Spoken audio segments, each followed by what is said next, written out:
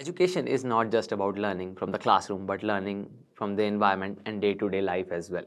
Tribal communities in India have lived in harmony with their environment for so long that they have developed a unique relationship.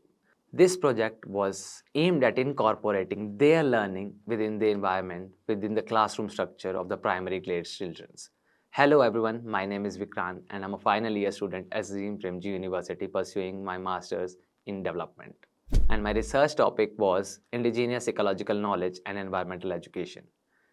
When we talk about curriculum in India, it is very standardized. Students feel a disconnection between what is learned and what is experienced in day-to-day life as well. NCF 2005 tried to tackle this issue with its near to far approach by building upon the familiar topics first and expanding it over time.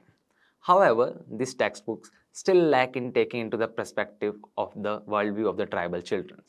Indigenous ecological knowledge carry lessons about conservation, sustainability, and biodiversity, but they are often ignored in the formal education of the Indian structure as well. Integrating this knowledge isn't just about preserving culture, it's about building future generations who live in deeper harmony with the nature. My research proposal was based on developing an educational intervention.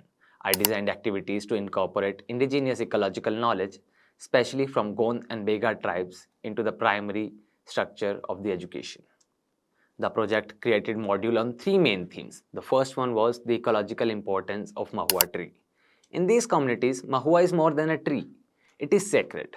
It offers flowers for festivals, shades for gathering, and oil for medicines, but is also under threat. By anchoring lessons within the cycle, ritual, and uses of Mahua, students could learn not just about the science of it, but also about the responsibilities of the conservation as well.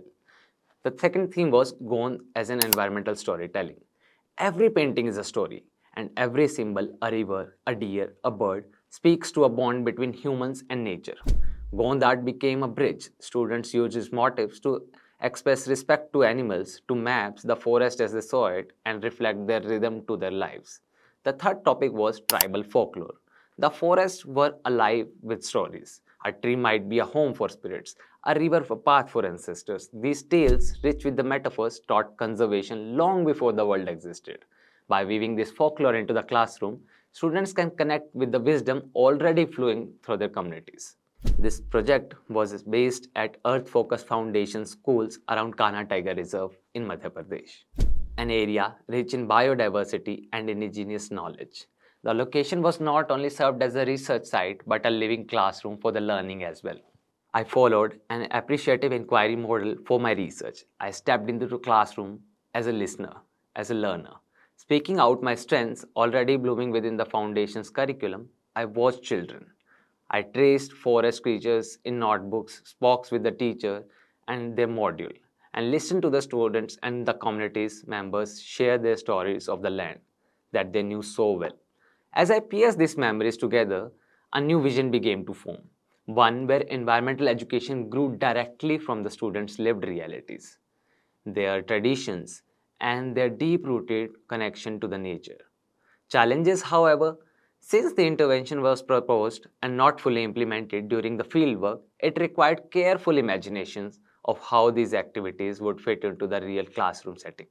Concluding my project, I got to know that connection matters. Children learn best when education reflects their world, not just the abstract concepts. Storytelling, art, and nature walks can turn ecological knowledge into the lived realities, helping in the environmental education, and how indigenous wisdom of the communities should not be treated as an optional extra, but as a core part of the environmental education for a sustainable future. Thank you.